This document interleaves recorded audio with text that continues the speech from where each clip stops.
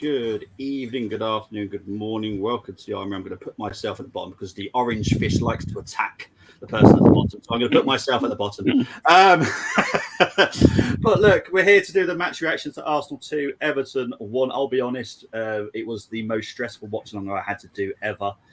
Obviously, I did it with Dermot. I did it with Colm. I did it with Philip. I did it with Tequila. All 10 games were going on.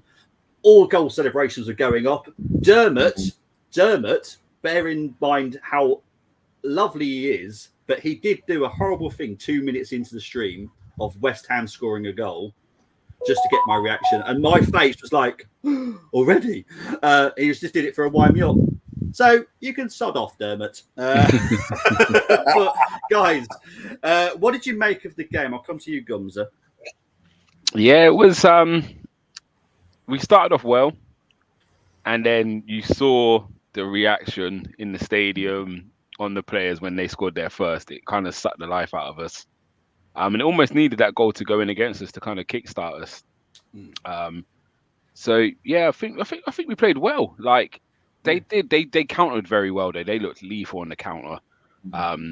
The way they're getting their numbers up.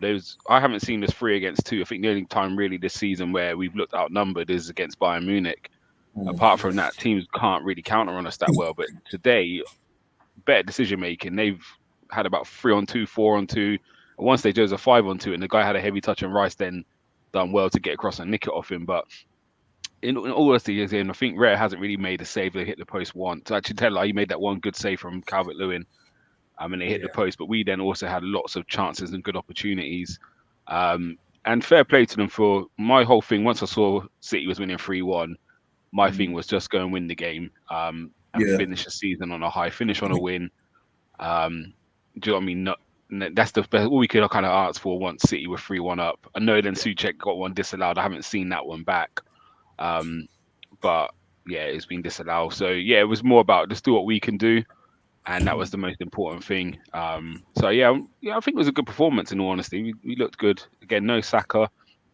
You lot know I haven't been Martinelli's biggest fan this season. I think today was one of his better performances. It was just the end product just wasn't there, but he looked actually a lot more comfortable on the right.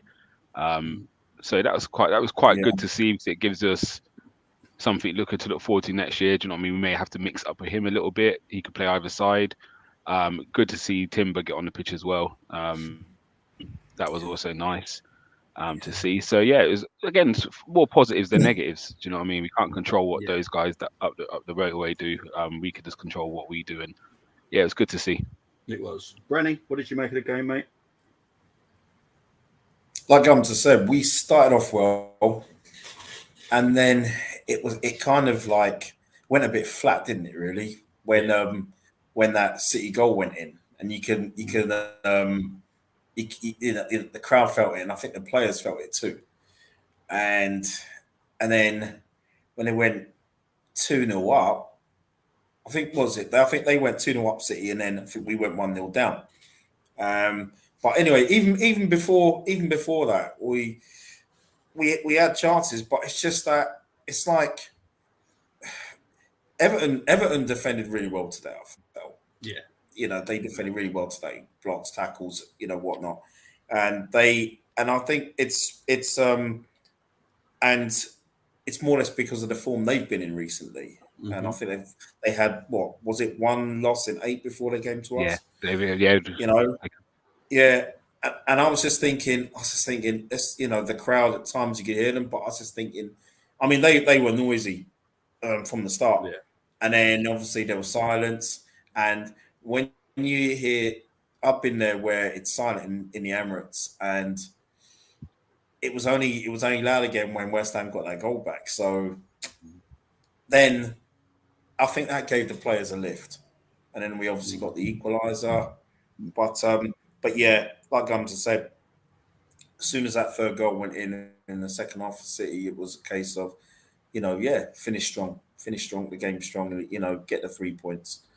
And it's good to take that in to next season, where we can hopefully, after a good pre-season, we can continue to win. So, but yeah, there were, and like I say, the positives were so happy to see Timber on the pitch. Yeah. Happy to see Timber back again, and he's going to be a big player for us next season. He's going to be big. 100%, mate. And the fact that he can play across the line as well, that's going to help us, with his versatility.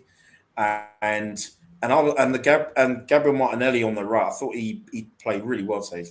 And I thought that there are times where, we've seen him play there before, but but I'm looking next season, if we're gonna get a number 9, and as well as playing Havertz up top, because I think we'll see Havertz up top next season as well with the squad rotation. The crosses that Martinelli was putting in, I'm so impressed with on that right hand side. Even when he was because it was a mixture of it was like he was inverted winger, he was winger, he was an inside forward, he was doing all that today.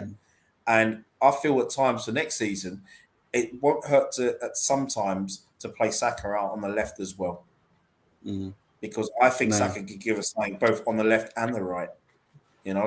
So we've got the win today. Unfortunately, we didn't win the title, and we're all gutted about it. But like I said already in the chat, there are positives, but we know where the title was won and lost. Yeah, exactly. I totally agree.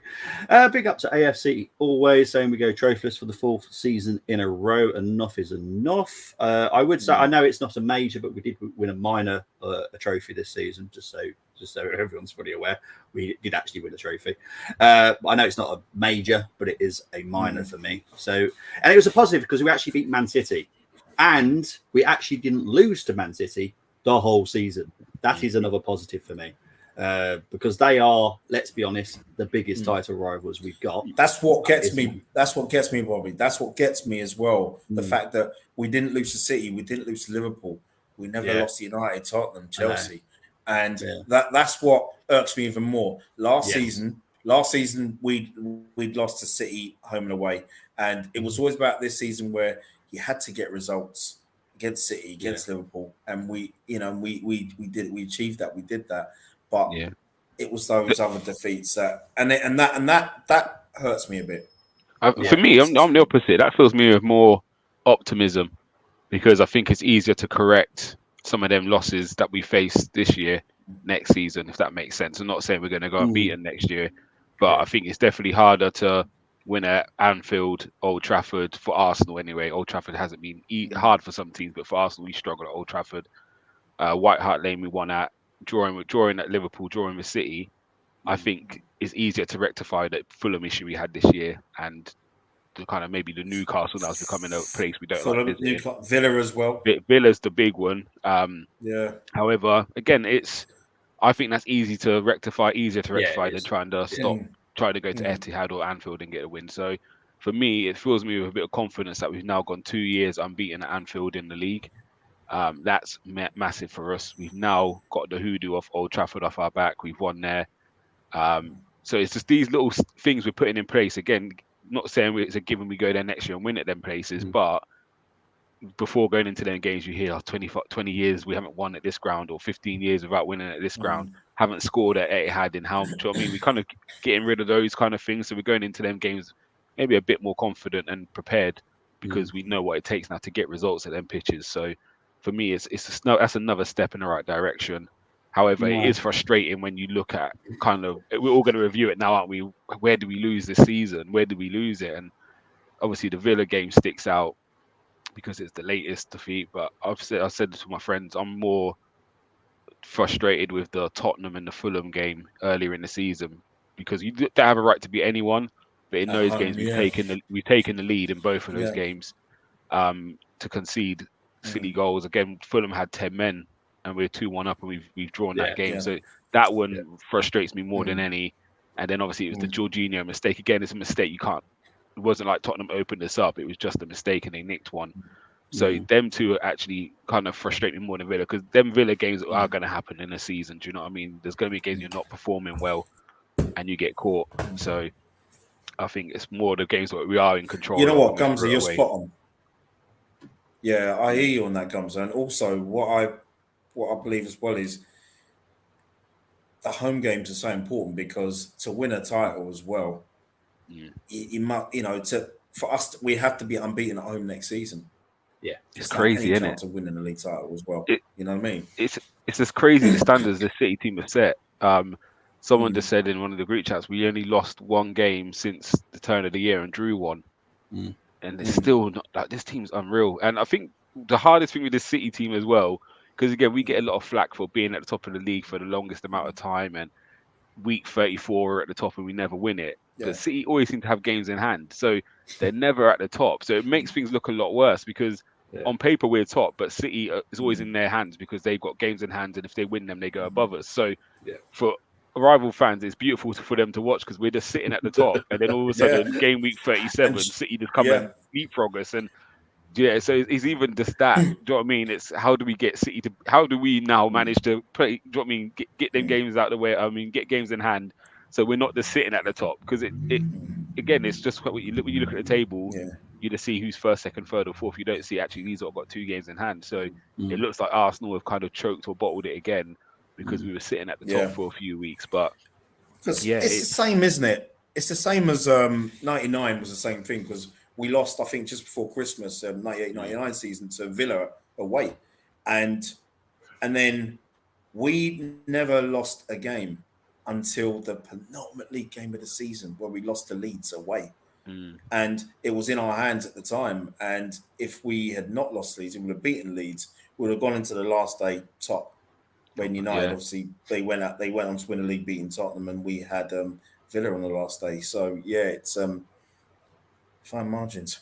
Yeah, it is so fine. Temi's already on the Arteta out or in. For me, he's got next season. Needs to deliver next season for me. I'm not one of these that give him a 10-year contract. He needs to earn that 10-year contract for me.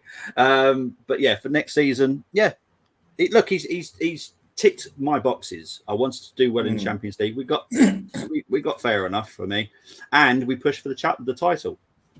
I can't ask for it. All I want next season, and I just want a better performance in the cups. I like the FA Cup. I like. I love the FA Cup, and I love the League Cup. I love the League Cup because of for my own personal memories. But yeah. So I just want a little bit further, and I knowing what Arteta's got and will have coming in the summer, I'm sure he can do it, and then we'll talk about it again. But you never know what Arteta wants to do because we don't own him. If he wants to leave and wants to do a different job, then that's up to him as well. Yeah. Please remember, he is his own man. We don't own him. Blood in, blood out in this club. You should have by now, Bobby. Come on. It's your signature. It's a because I'll be honest, if Bayern Munich or Real Madrid came in for him, I'd be tempted as well as a manager. Wouldn't you? If Real Madrid came in for you, you'd be like, "Oh, Real Madrid." The team's ready built for you, isn't it? Exactly. Like, So who knows? Luke is Arteta in for me. It's just tarnishing the image of the EPL that one club is winning all the trophies with the club. That will be dealt with next season. That's all I'm going to say. Also, Arteta in for me, but he has to win a trophy next season. But I'm out. In context, Bobby, just before you say it, because again, I hear this trophy talk a lot, and I do understand it. I want Arsenal to win a trophy. People see me quite relaxed with things. I talked to my nephew, and again, my son, he's never seen Arsenal win the Premier League, so he's desperate for it, more desperate than I am. But for instance, people were saying, and it's too black and white, like win a trophy or I'm out. But what if he wins a trophy and we end up 7th? That's not good enough for me. Yeah, exactly. Do you know what I mean? So for you guys who are saying this is a trophy or bust, it's like, okay, so he wins a trophy, he comes 7th, you want to keep him. For me, I'd much rather and it might sound mad, no trophy, but I can see the progress we're making still. Next season we have a big context, doesn't it? Or we can come second, but 15 points off City. That's probably not good enough for me next season. Do you know what I mean? So again, it's too black and white. This whole Arteta in and out stuff is just too rigid, and people don't like when they're on it. It's like they don't want to budge off that perch, and it's like we're okay to be wrong. We can end up with 98 points next season and come second. Arteta's not going, and we don't win a trophy. I can't get rid of my manager for that because what more do you want him to do? It's just City have got 99 points. It's nothing much more you can do with that. Do you know what I mean? So there has to be some context with it. I want a trophy for everyone to know. I do want a trophy next year, and I do think we need to approach the, like you say, League Cup and FA Cup with a bit more respect. I'm not saying he disrespects with the team he put out, but there seems to be. Do you know what I mean? We're just not. It's like he's performing telling well. them. He's telling them to go down to 90% instead of 100%. Yeah, That's what it right, feels yeah. like for me. It's Yeah. like try, but don't try too hard because we've got a hard, game yeah. at the weekend. Yeah. It's like that, Yeah. and it's it for me. I just want a challenge. I'm not one of these that go, we deserve a trophy, because no club deserves a trophy. You have to win it, just so everyone's fully aware of that. And I just want a challenge. That's what that's always excited me, is the challenge. And as long as we keep going for it, and we'll see.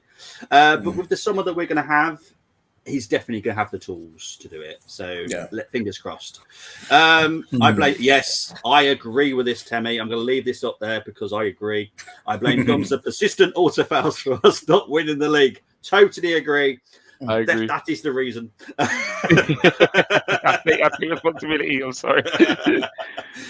Big up to Chris. I hope you enjoyed being at the Anfield, and I hope. Hey, Chris.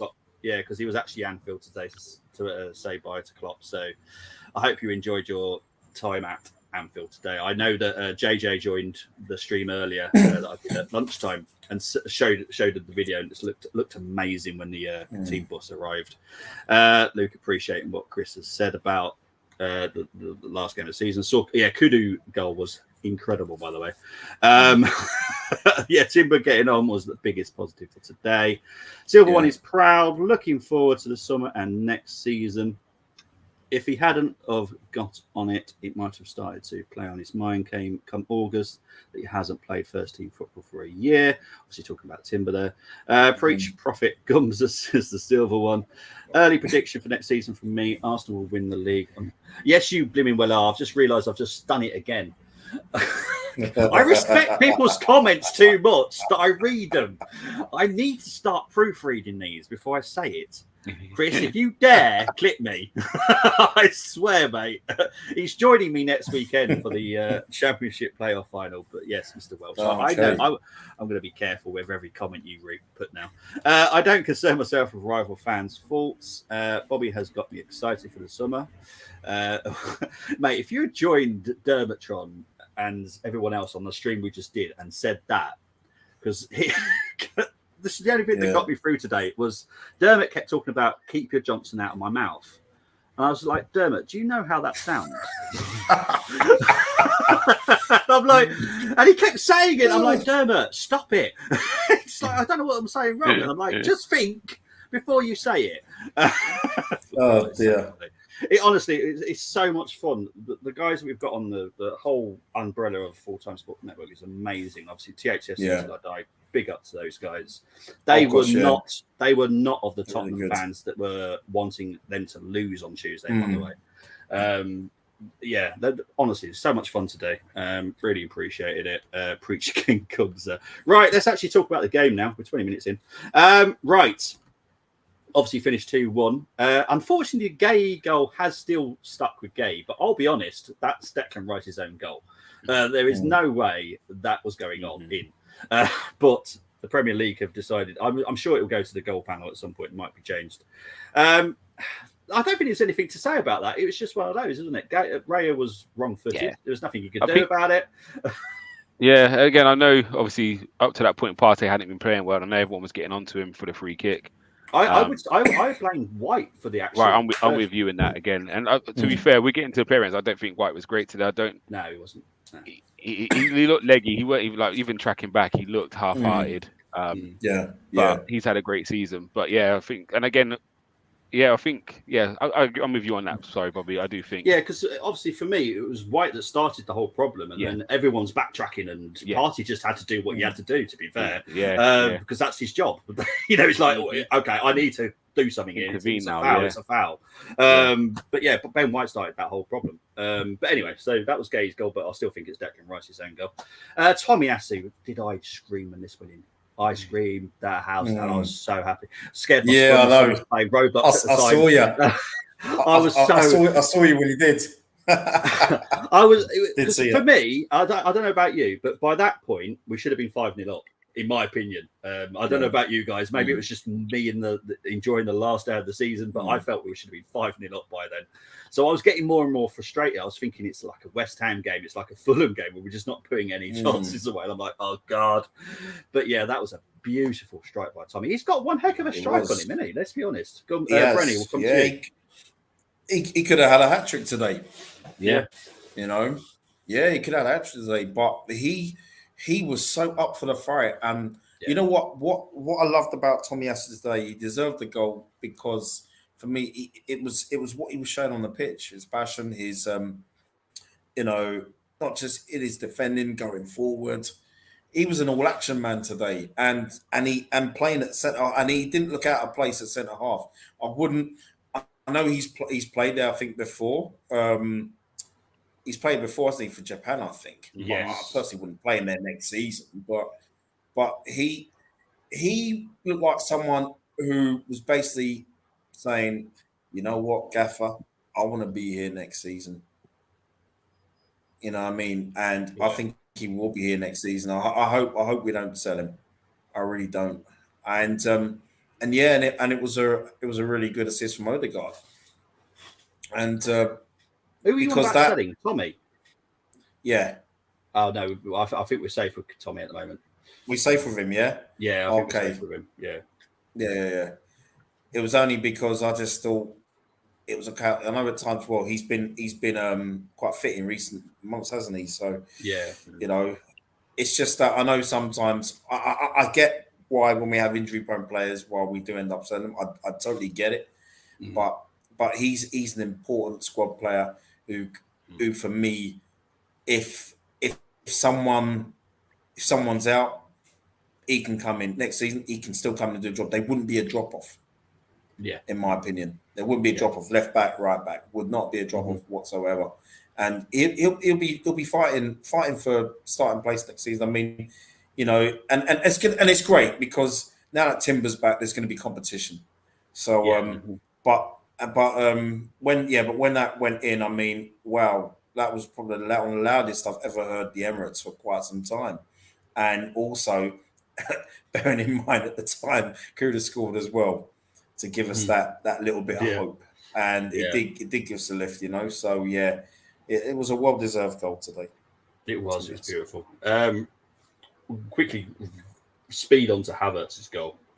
Odegaard, look, everyone knows I'm very hard on Odegaard only because he's the captain. I'm an ex-captain, so I know what I expect from him. He was brilliant today. Thankfully, he was brilliant because we needed him today. Because today was very hard mentally, emotionally as well for the players. I guarantee it. Because obviously, I don't know who fed the. I was going to say bullshit. I'm going to say, but now I've just said it. The bullshit of the 2-2. I don't know who fed that through to the fans, by the way, because that was evil. I don't know if you noticed that. But you heard the crowd lifted. Wasn't it? I was so pissed off with that. Yeah, I'm like, come on, guys, don't play with the emotions with the players. But Havertz's goal, Gumza.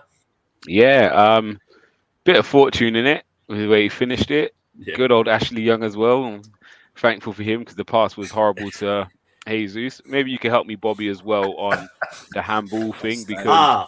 I was going to try not talk about it, but now you've spoken about it. It was handball. We've got to talk about it. It's handball, but when did the rule change? Do you remember before there was a rule where the handball had to if I handballed it wherever Jesus handballed it and then Brenny scores, remember there was a rule that they wouldn't go back to it. It'd only be if I handballed it and scored myself, they would look at it. But the handball thing. He has hit his arm. What I've turned around and said to people I know is, if the player isn't making a studs up tackle for the ball, Jesus doesn't twist his body. So he twists his body to get out of the way of the stud, and so he's just going to bring that down on his thigh. His body changes once he sees the stud coming towards him, and it obviously then kind of doesn't use his arm, but it hits his arm. His arm's in a natural position. Ashley Young had a handball earlier, which wasn't given because his hand was in a natural position. So.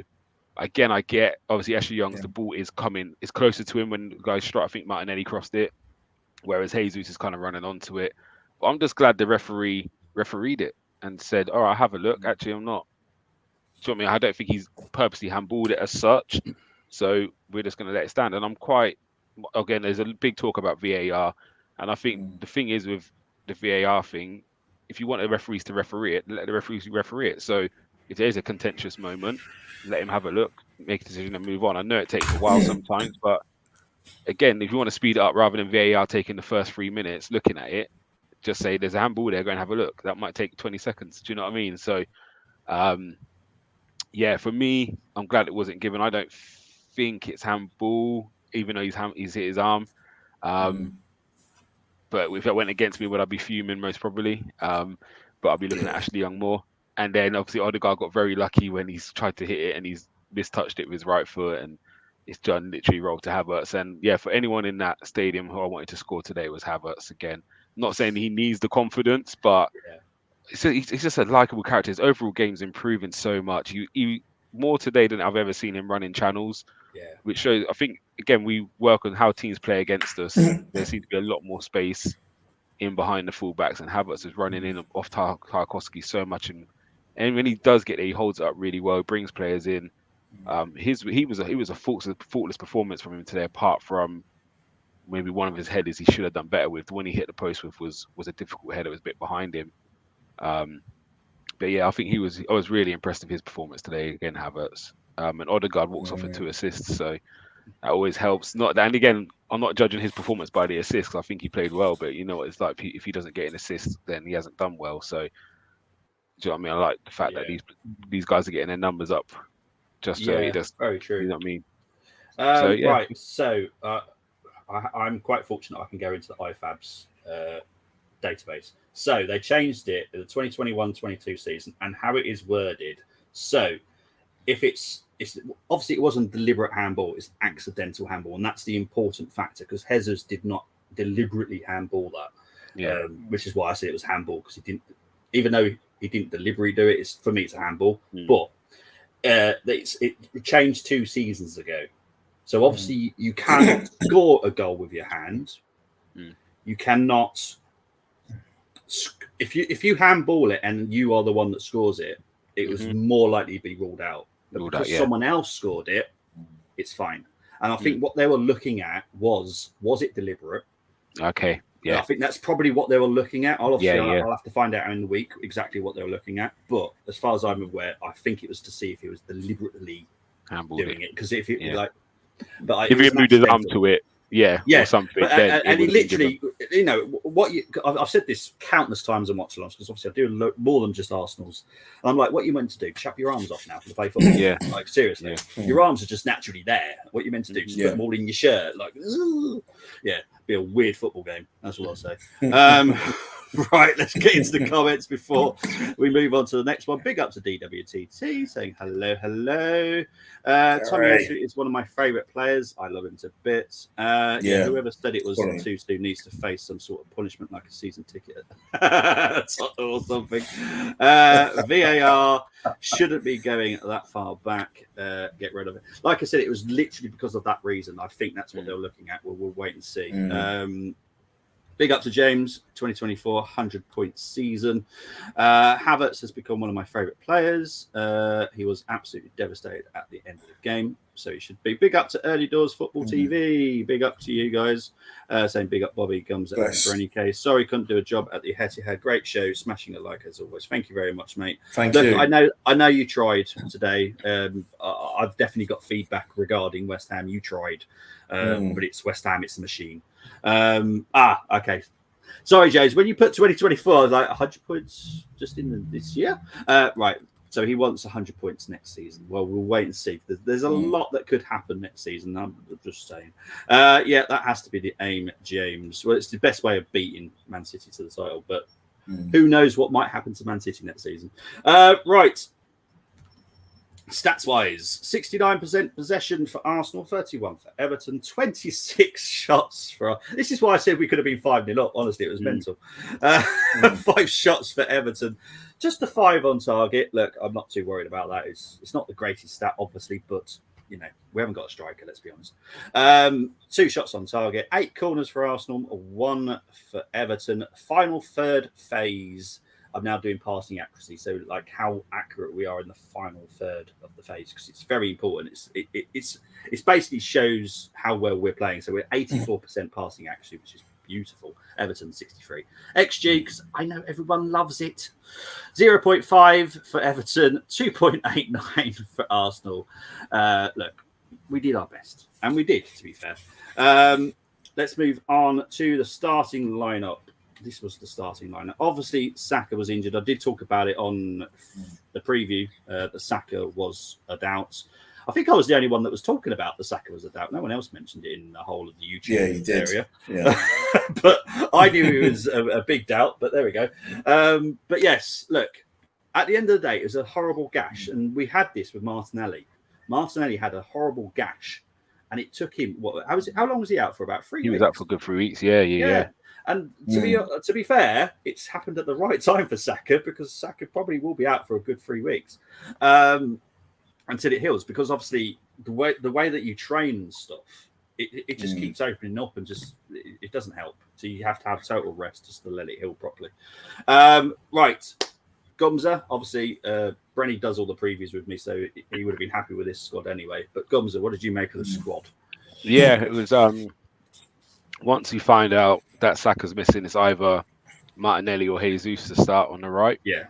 Bit surprised it was Martinelli. I thought Jesus would have got the start, but maybe he's leaving a striker on the bench in case we need to make a change up front.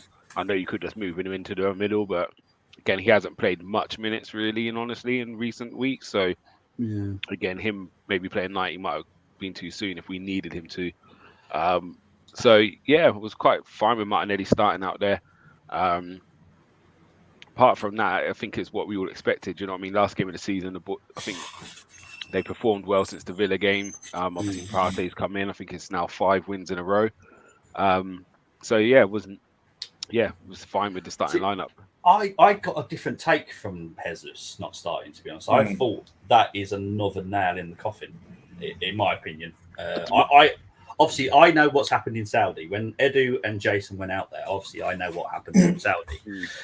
I feel that I think it might be time for Jesus to leave. Mine was definitely when ESR come on before him. That's when I thought, okay, something's not quite right now. Like, 1-1, we're chasing the game. For it to be, and again, I know ESR came and played in centre midfield, and obviously Jesus wouldn't. But again, we've seen Martinelli play in that position. So when it was ESR before Jesus, that's when I thought, okay, what's happened here? Yeah, I think that we will not actively try and say, look, put a big sign on him for sale. But if someone's interested, we'll probably negotiate and go, okay, what are you going to offer? And then we'll listen to it. Obviously, Saudi have got £2 billion to spend this summer. I would like a bit of that, to be honest. If they give us, I'll be honest, if they give us 60 to 70 for Jesus, I'm taking it all day long. All day. I do love him, but he's a bit of a pain in the ass for me. I know Brenny's the same, because we watch him sometimes and watch alongs. We go, for God's sake, he just frustrates me sometimes. And for me, he's just too much of a pain in the ass than he is a good player for me. I could maybe talk about it later, but again, it's money talks, isn't it? And yes. For someone who can't give you a full season, I know people have slight injuries and stuff, but it's every year he has an injury. And again, we will talk about it with the ruthlessness of Arteta to a certain degree. It's quite, it just shows we was heavily reliant on those two players. They came in, they almost transformed the club and galvanized the club this time last year.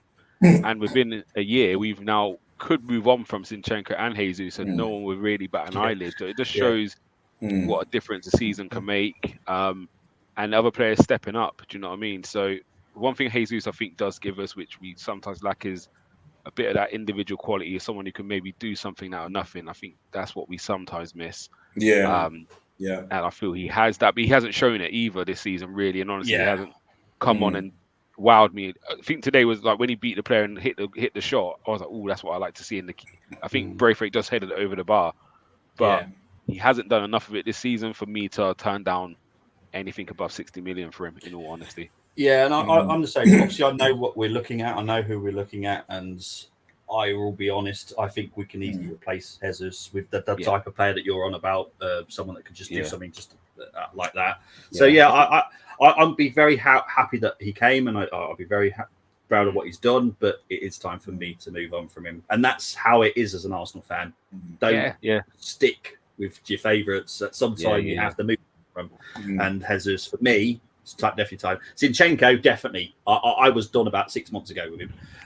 So yeah, I'll have a party when he leaves. But that's just me. Right, Brenny, we're going to start with the ratings, and we'll start with you. So it's going to be David Rea. He actually made a save today, by the way, just to let you lot know.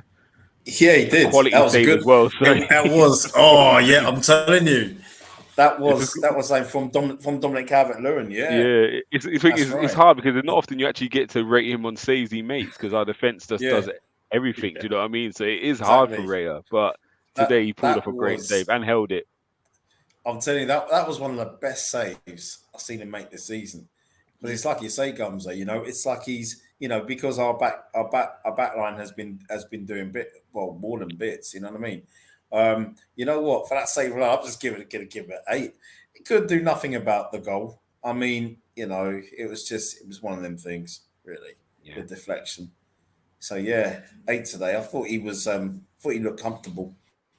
What I will say, and I hope that I will speak to the statisticians about this. That goal is actually gone against Raya. So when I talk about the goalkeeping stats of how many goals they've stopped from going in, or they've basically been blamed. He's been blamed by 0.25 today for that, and I'm like, what is he meant to do? Like, it's a deflected shot. They're probably looking at where the ball's landed, where he was standing. And that's stupid, it. Do you know what I mean? It? And this is where you have to watch football and not sometimes get away from some of the numbers because I'm it probably went in right where he was stood. Yeah, it's not fair because because a lot of people are using these stats to attack a certain player, and they did it with Ramsdale, they've done it with Raya, and I feel that was really unfair today. I'm like, there was nothing he could have done. Nothing for me because it was a heavy deflection. It wasn't a slight deflection. It's gone completely the other corner. It's gone completely the other corner, hasn't it? He has to move his body weight, so you can't get back across. Because it's like I don't know if anyone watched the Crawley Crew game. The first goal from Crawley, also fantastic finish, right? Just on the side of his right foot. The goalkeeper just stood still. And to be fair, you can see why, because he wouldn't have guessed that the striker would have even gone for that shot because it just looked impossible. But he went for it, and the goalkeeper just stood there. And I guarantee, if I speak to the statisticians, they'll go, "Oh yeah, but that's a minus 0.5." Like, why? It was a fantastic finish from the striker, and I'm just thinking, was that the second goal? The first goal from Orsa. Oh, the first goal. I didn't see the first goal, but okay. Yeah, but it was a fantastic finish for me, but it is what it is. Right, so Gumza, you get Benjamin. Yeah, glad that's landed on me. Pretty disappointed with him today. Doesn't amount to anything negative. We won the game, but I'll give him a 5 today. I think again he just looked tired. Even when he's tracking back, a few weeks ago you saw Ben White digging in, and I think today maybe he was resigned to think we're not going to get over the line, and it just showed in some of. Again, I can forgive losing the ball and stuff, but it's the way he was trying to get back. There was no purpose behind it. So I'll give him a 5. I'm not protecting him here, but obviously we've all known that he's had an injury for a long time. Right. I think enough has been enough for him now. I think he's just. Body's given up. I think it's the final game of the season. I just think his body's had enough now. He will be having some kind of treatment quite soon as well for that. No, so him. And he's had a long season without any real cover because the left side's been the area. So again, we've got 3 right backs in Timber, Tomiyasu, and him, and he ends up the only one that's playing right back because everyone's covering the left or injuries to the other 2. Like we've been fortunate with injuries, but it all seems to kind of be at left back. So. So again, fair. He's had a brilliant season though. Like he kicked on massively, and I think he's probably since Christmas, where we've been in that upturn of form. It's kind of coincided with his improvement as well, because I think start season wasn't his best, but second half of the season is unbelievable. So Brenny, you get Saliba. I thought he was he was good today. I thought there were times where we was open on the counter and we dealt with it as well. So, but for me, it would just get a solid 7 today for me.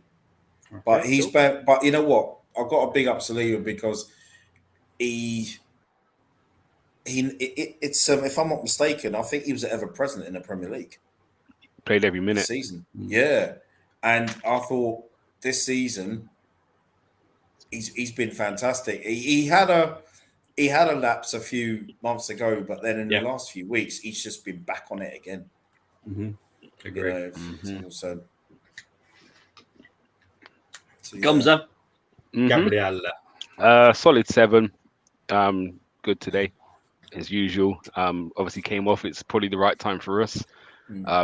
Maybe the wrong time for him. Hopefully, it's not a broken collarbone or dislocated.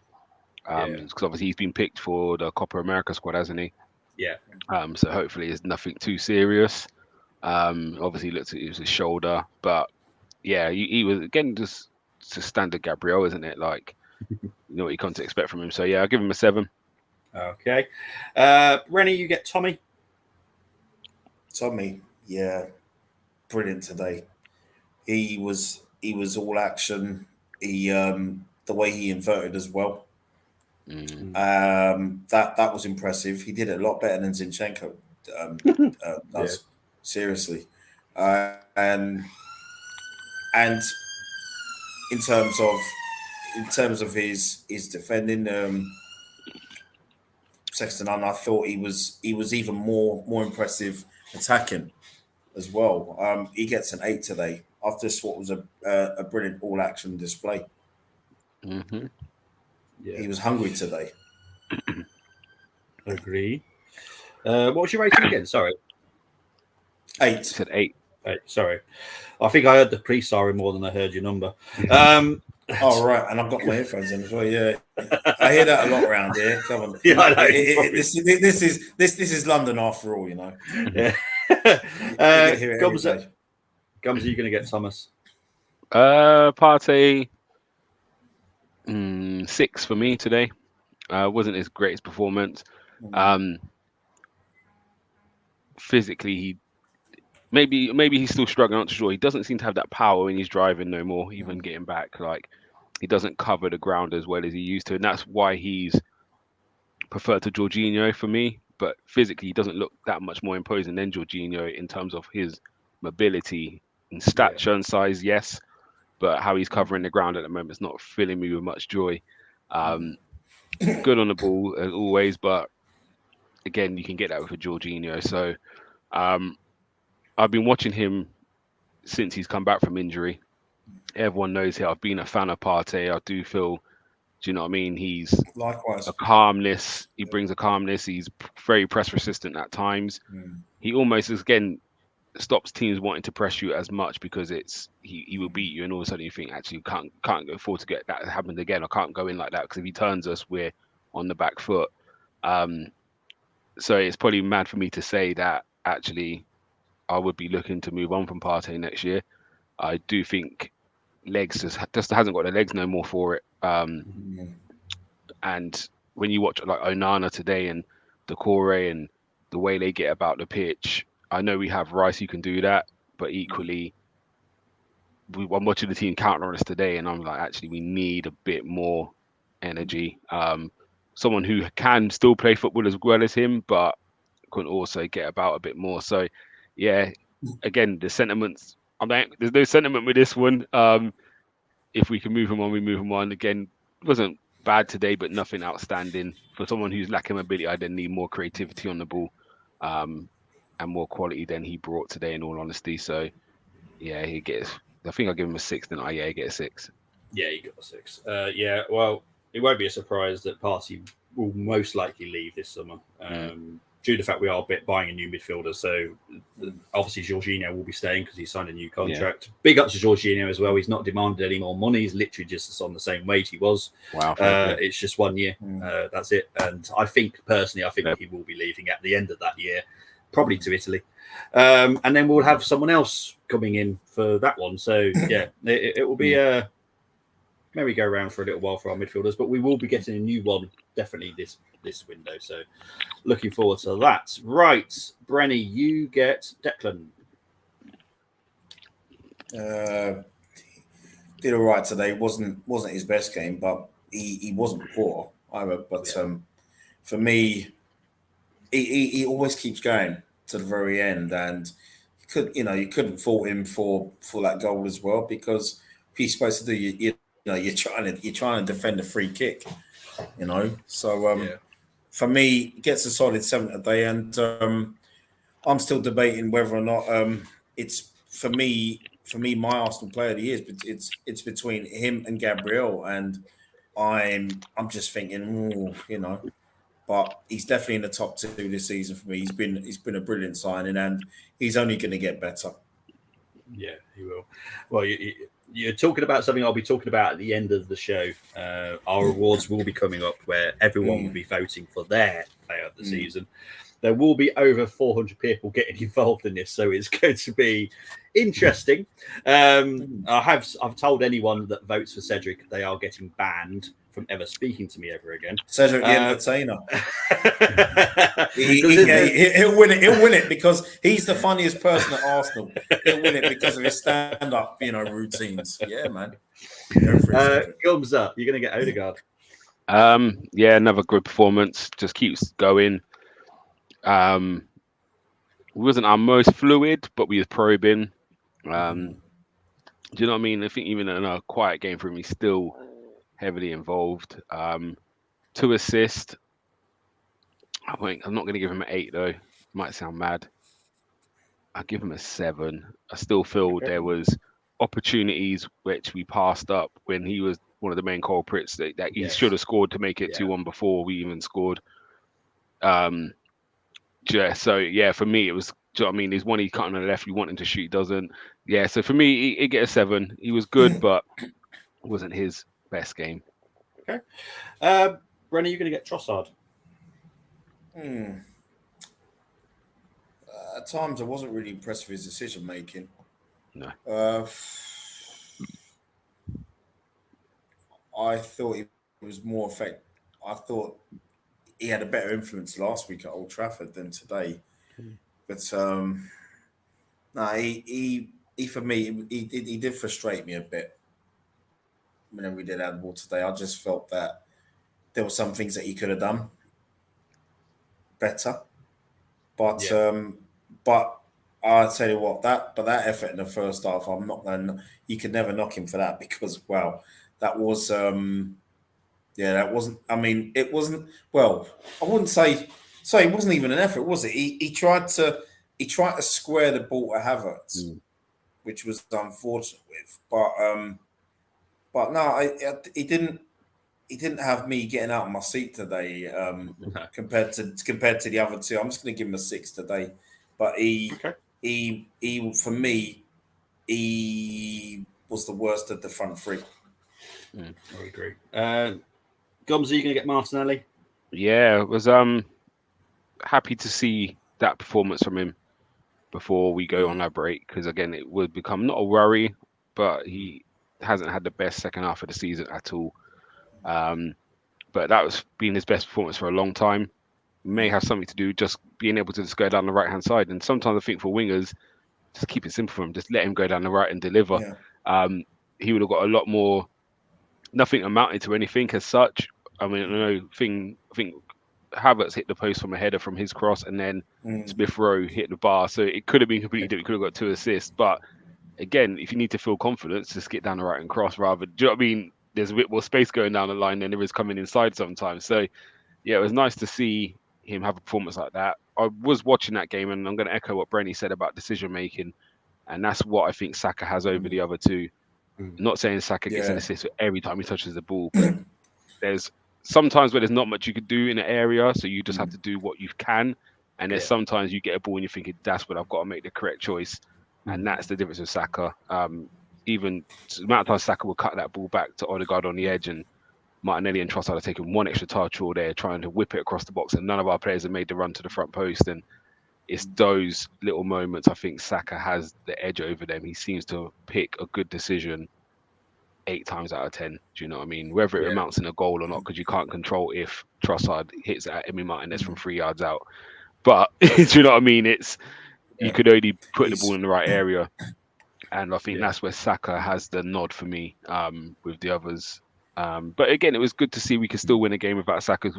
Him and Saliba have been ever present all season, haven't they? So it shows that actually we still can perform well, because today I don't think our football was hampered by Saka not being there. Martinelli was still causing a lot of problems. And again, another day he could walk off with 2 assists. We're having a conversation of does he get a 9 or 10? So, but yes, yeah. So I was happy for that performance from him, because we need a fit, firing Martinelli next season, because he does bring something, and he has something that the others haven't got in terms of his pace. So I'll give him a 7 for today. Okay, awesome stuff. Brenny, you get Kai.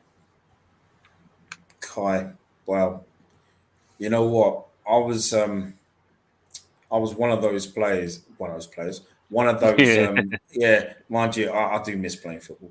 I was one of those that I thought, why are we signing Havertz when we need a centre forward?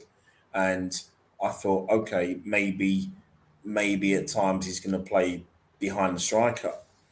I knew about.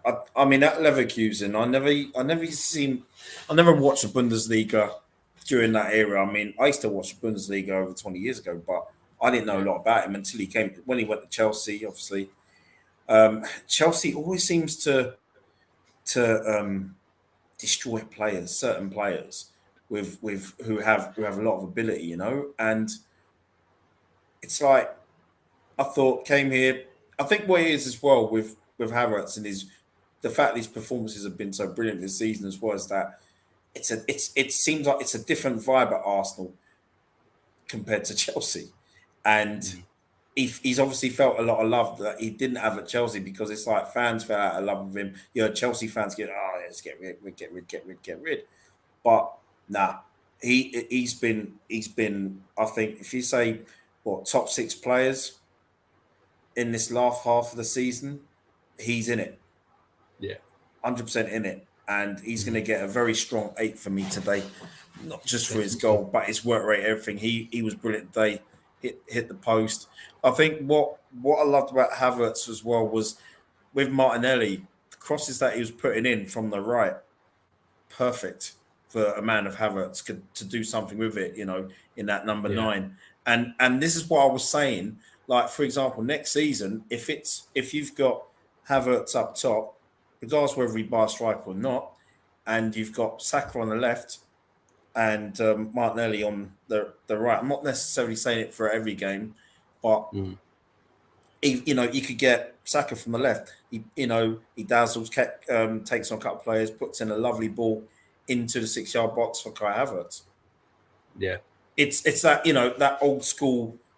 It's basically the old school cross, come, bang, stick it on your head, or chest down, do whatever with it, and just a little bit of old school to mix it up with the football that we've been producing for the last two seasons. So just something like that. But yeah, he gets an 8 today. Brilliant. Excellent stuff. Right, let's move on to the first sub, Zinchenko. Gums up. Yeah, I was surprised he came on. I thought it'd have been Kivior. But obviously we put Tommy Asu in centre back. He didn't do anything wrong when he come on. Kept the ball moving. Cheeky little free kick he went for. Tried to catch Pickford out. But obviously he recovered and the referee blew up anyway. But yeah, I think he'll get a 6 for me. It was nothing bad he done today. Excellent stuff. Smith Rowe, Brenny. Yeah. I think he looked very adventurous today. I mean, he didn't. I think he hit the post as well. He did hit the woodwork. I didn't think he did anything wrong either. For me, just a solid 6. No, that's fine. Look, we all know that ESR is up for sale, and he is up for sale. But he definitely didn't hurt his price tag today, so that's the main positive. Look, it breaks my heart, mate. Me too. At the end of the day, it just doesn't fit our system. I love him to bits, and I will definitely be watching him wherever he goes. But yeah, it's just one of those. Sometimes it just doesn't fit together, and we just don't fit together, unfortunately. I do wish him the best though, because he's awesome. Yeah, me too. Timber comes up. Cool. I'll give him 6.5. Nah, 6. I'll give him a 7. Long time out. And do you know what I like about he's got a lovely little shimmy and a little twist of the hips, and is that I think that's going to be impressive. I think same for Smith Rowe when he come on. I think there is games for Smith Rowe to play when it's tight, low blocks. He wants to receive the ball in areas. He doesn't mind if players are around him, and he's going to come out of it. And sometimes you need that to shift the defense around a bit, to cause a bit of uncertainty, which then creates a bit of space. Sometimes we've seen the games where we've been going left and right with the ball, and we can't find any space to go through, and it gets frustrating. So yeah, Timber at one stage, he done like 2 little turns, and he had the player just on skates going all over the place. And again, that's sometimes what you need. Even when it's first touch of the ball, he was positive. He's gone for a little drive through the middle, beat 2 players, got a little kick, and I'm like, oh god. But he bounced up. So yeah, I was really impressed with his performance today. So actually, I'm going to give him a 7. Excellent stuff. And finally, Rennie Jesus. Sorry, I just had to get that in there, man, because that's what it's going to be next season with Timber. So what? Yeah. Oh gosh. Maybe Magoo can come and watch him play next season. You know. Yeah, Jesus. Just 6 for me. You know what it is with him? It's like, this guy, on his day, he could be one of the best players in the Premier League. And then on another day, he's just, it's just so frustrating. I mean, yeah, it just gets a 6 for me. But I will say, when we were talking about him earlier on,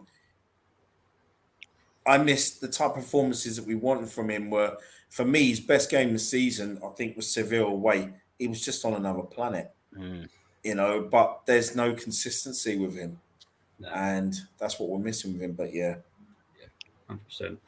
Finally, when I get to the screen, Mikel. So I'm going to start with you, Gumza. Rating for Mikel for today's game. I'll give him an 8. Starting 11 was fine. I can't fault him for anything that kind of happens within the game. I think the stuffing got knocked out of us when City has scored so early. For some reason, they kicked off like 3 minutes behind us as well. So we started off really strong, and all of a sudden, 2 minutes you're hearing they scored.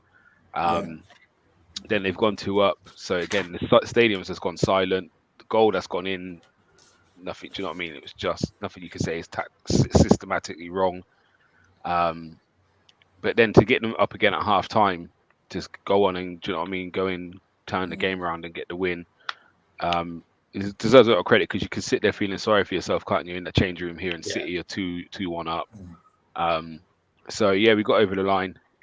One thing I don't know if you lot heard his interview after the game, where he's actually speaking to the guys like Carl and those guys, and he's saying let's not be satisfied with this, which is what those guys have been saying to a certain degree. I know we're a bit more rational of what we're thinking. None of us have said we want to stand still, don't sign another player this season, we're happy to go with this team next year. We all want to improve.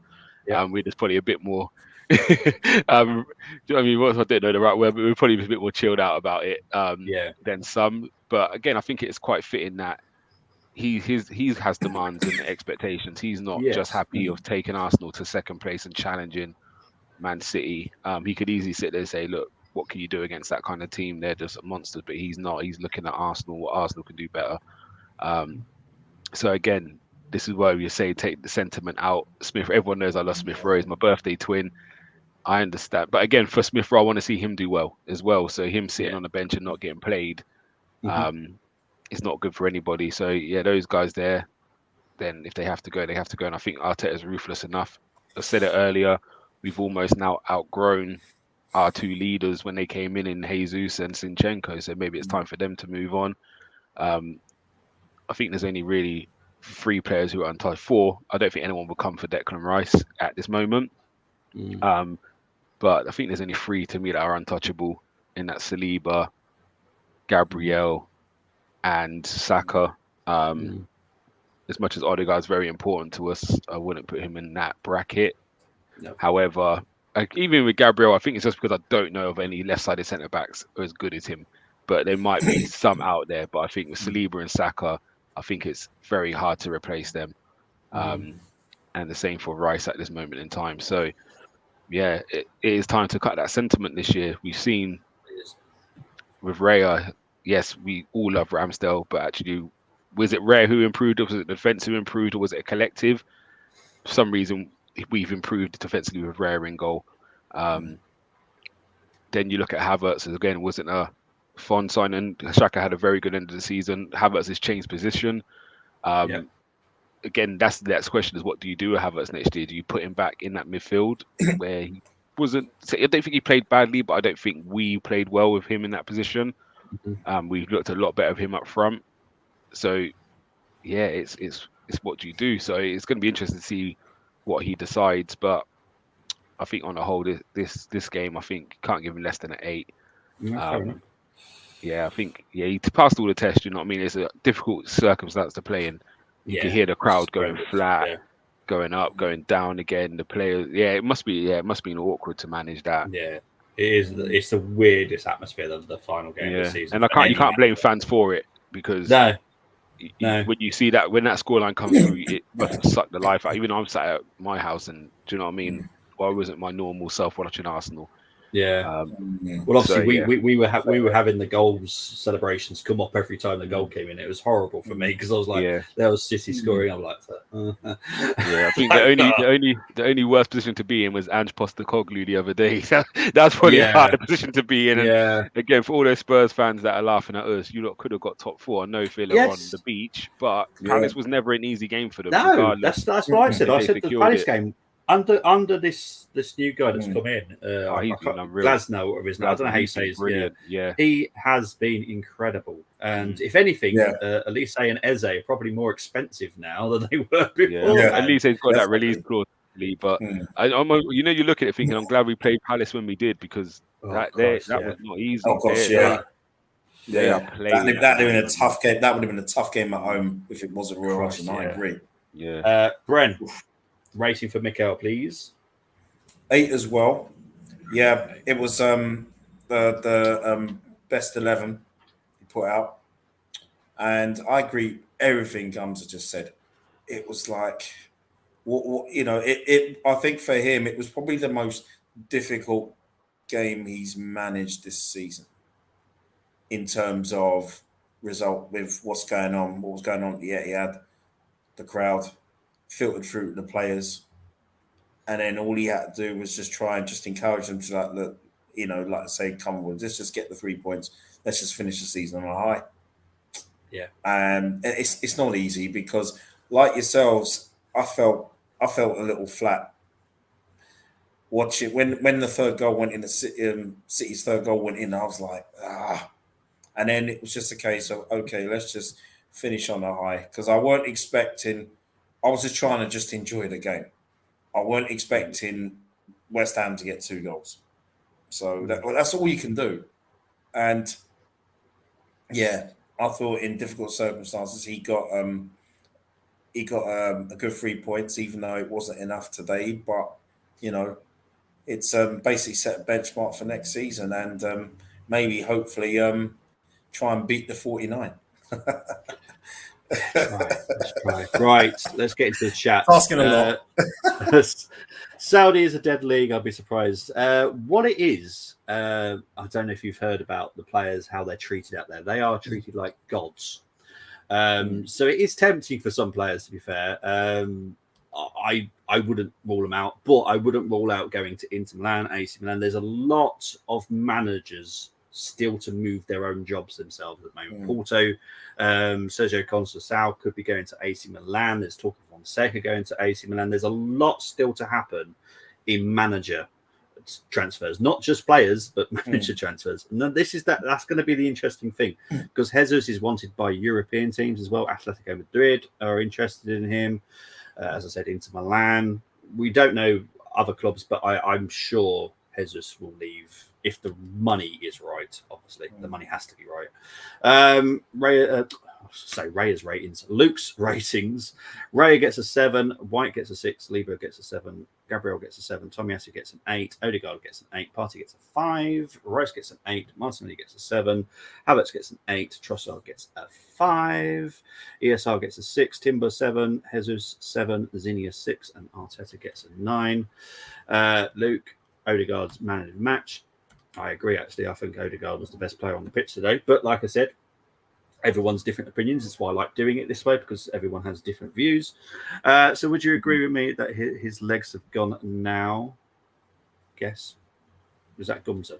That might be funny for me. It's reference party, isn't it? Yeah. Yeah. It is. Big up to younger macro Liverpool fan. Doesn't feel good. It doesn't. It doesn't feel good. Let's be honest. But the only saving grace I got with that is I was talking to a friend. I was like, I don't know how Klopp managed to get them guys off the floor 2 years in a row. Yeah. Like last year hurt. This one hurts more. But it took Liverpool the third attempt to get City when they ran them close. So I'm hoping now, the third time lucky, we get over the line. But it's not nice. I got some stick for saying Partey's legs have gone. Look, you're entitled to. Look, me and you, Luke, have always agreed on Thomas Partey. I would have sold him last summer.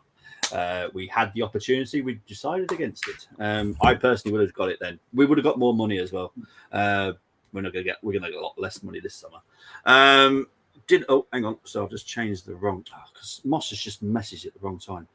Right. Did anyone get Arsenal's score right today? Yes, Chris Welch did. He predicted 2-1. So well done, Mr. Welch. Honestly, his predictions are normally spot on. It's incredible.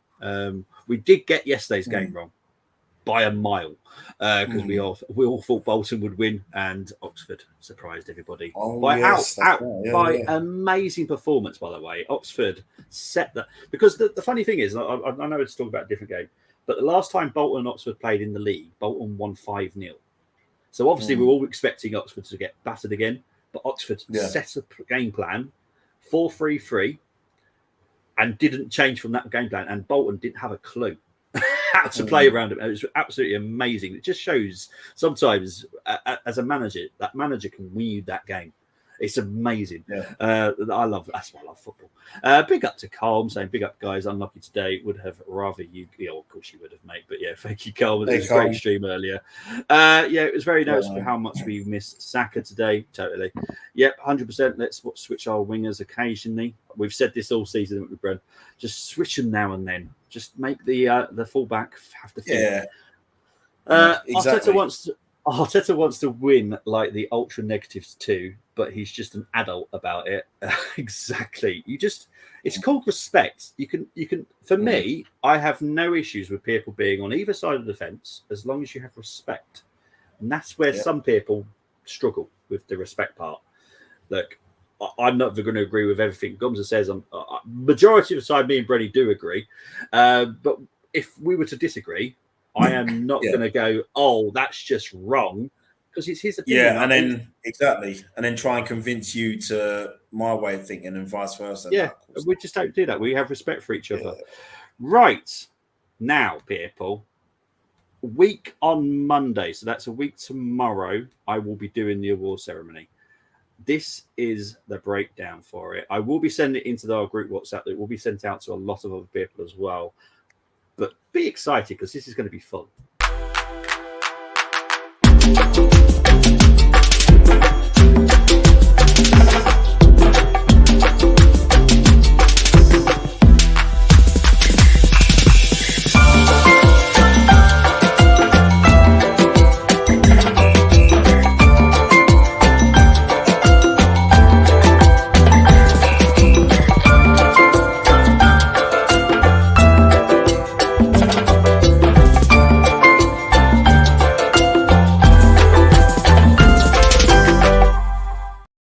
Okay, so I have broken it down because I know that there's going to be certain people that are very adamant on just a player of the season. I thought, you know what, I'm going to try and put a spanner in the works.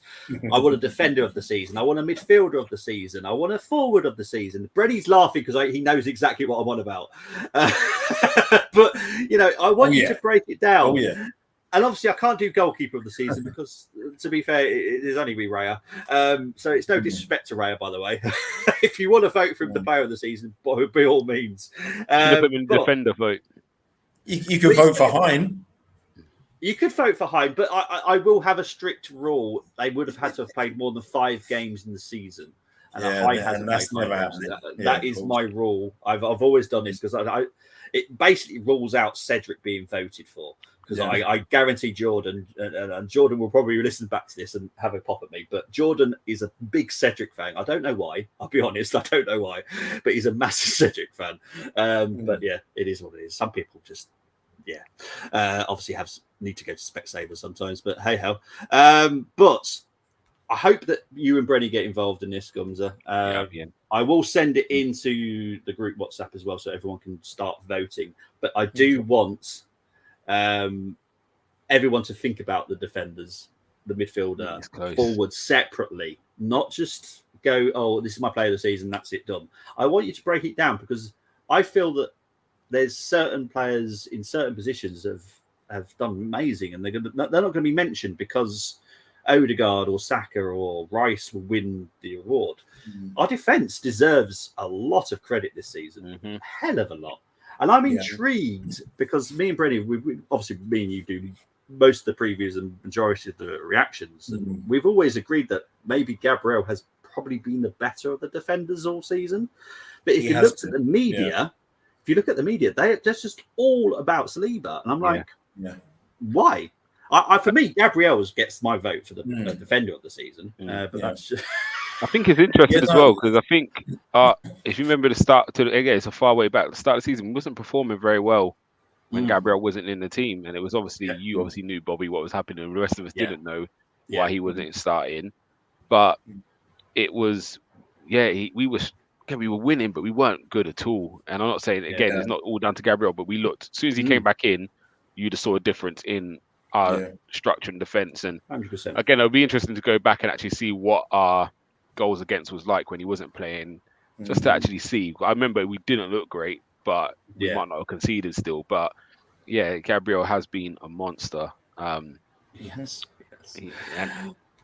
It's been a great partnership. He has. Big up to Stephen Foot saying, interesting fact, City had no VAR decisions against them all season. Whoa. I would say just be careful that we're not saying that the PMGL are corrupt, by the way, because they're not. I can only think of one top of my head. Again, I know there was a couple of penalty disputes which could have gone out when they got them, but the big one is the Liverpool one with the Doku challenge. That was the big one. But then I look back at our game against Liverpool and Odegaard handball, and that should have been given. So again, I can't sit there and draw on things like that because again, as I asked the fan, I could look back and I can give you 3 top of my head straight away, which if it went another way, again, Newcastle and Villa, the main 2. It's a different conversation. But again, you look at the Liverpool game, we were lucky to get away with the Odegaard handball. Yes. So for me, I mean, the only VAR ones I actually look at are the ones where PGMO would come out and make an apology, because that means they're admitting they got it completely wrong. Otherwise, it's still down to our interpretation. Exactly. Colm's trying to wind me up, saying little Bentner. Such a git. They may need him. They may need Bentner next season. But guys, this is our final reaction of the season. As I said, there will be a show a week on Monday, which will be our award ceremony. There will be a lot of people getting involved in that, so it'll be very fun. Also, before I go around, interesting fact. Arsenal, Lap of Honour, and Clock Farewell got more viewers. Well, there you go. Just tells you everything, doesn't it? I'm not gonna. I'm gonna get into trouble if I talk too much about it. But yes, right. Gumza, thank you ever so much for coming on, mate. Really appreciate it. Where can they find you? You can find me here. I'm at the AFTV. You don't find me on the social medias because I hide from it. So if you want to talk to me more, you've got to come and join one of our group chats. But I'm hoping to be on if Bobby will have me or someone will have me so we can review the season and do the player ratings and all that malarkey for the season. I'm really interested in going through that, and I'll be able to jump on a couple of daytime streams with transfer news and stuff going on through the pre-season. So, you will see a bit more of me going forward. And yeah, just keep tuning in. Appreciate everyone, and thank you everyone who's been a part of the Armory TV this season. Big up Bobby again. I always big him up, but he's taken this on to a new level. Big up some of the originals as well. I know Canna's obviously at the game, so finds it hard to get on and work. And Kunle, Tony, everyone behind the scenes. Big up you as well, Brenny, because you jump on a lot of previews and reactions. And even when I'm like, who's anyone jumping on, and then Brenny says, yeah, I'm in. Big up Dave as well. So yeah, big up the whole family, man. It's amazing what we've achieved, and I love every minute of being part of this platform. So yeah, big up all of you lot. Thank you, mate. Brenny, where can they find you, my brother? Yeah, Gums, appreciate that, really do. Yeah, you can find me on X. Be doing a few things on there as well over the coming weeks. Football season's not completely over as well, of course, because you've got the Euros got Copa America, and yeah, it's just been a big a long ride on here, and as always, thanks for your support, everybody, and you've made us grow as a channel, all you in the chat, and myself and Bobby, yeah, we get called the Dynamite Duo and Batman and Robin and everything else, but well, hopefully not Batman and Robin, because we'll probably end up at a party and end up breaking down somewhere in some town, and we'll have to run to the party, and so yeah. But as long as our answering machines are fine, but yeah. So but thanks. Thank you all as always, and enough love to the rest of the Armory TV guys as well, and yeah, look forward to doing some stuff over the summer. So I'll let you all know, and yeah, just big up to this amazing channel, amazing people on it as well, and long may it continue. We're growing and growing and growing, and we are on the road to 2K. Thank you. Thank you, everybody. That was lovely to hear. But yes, we will not be stopping just because the season's ended. I'm not stopping. Like, seriously. Look, but this is my busy time of the season now. Now the football stopped. This is when I get busier. Look, we've got loads of transfers talk to do. We've got a lot of talking about the season, what we're planning on to do next season. The transfer news will be back early June. Obviously, the transfer window doesn't open until the 14th of June. I think I've got that right. So we've got about a month anyway. But there are things rumbling on. I already know that there's appointments set up to meet such and such person, and yeah, there's loads still happening behind the scenes, so it's all good news. But yeah, so we'll still be back, don't worry. Like I said, next weekend I'll be back doing Leeds versus Southampton Championship playoff final.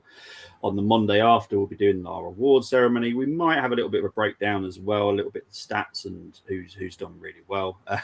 I know Chris isn't the greatest fan of transfer talk, but it's a big part, unfortunately. Hope Manchester United fans, I love this one. This one always gets me. I hope Man United fans had a safe trip from London to Brighton. So do I. I really do. Chin up, lads, on to next season. Exactly. That's how I'm looking at it. Yeah. Just don't watch England in Euros. They let you down. Thankfully, I've also got other nations that I can support. Scotland and Germany. Yeah. So yeah, I will be definitely supporting the Germans this summer. Not Batman joke.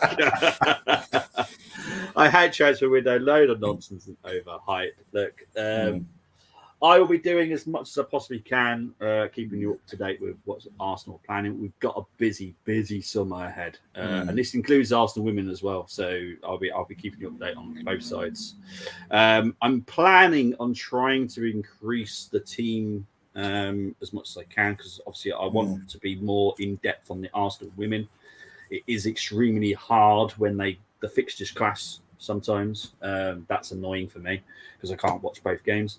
So hopefully we're going to try and increase the team a little bit just to help us out, because obviously I can't watch one game and another game's happening. But with Arsenal women moving to the Emirates to cover all the games, I'm hoping that means there's a schedule issue with Arsenal playing at the same time, I'm hoping, which means hopefully they'll always be separate. I'm hoping anyway. We'll see.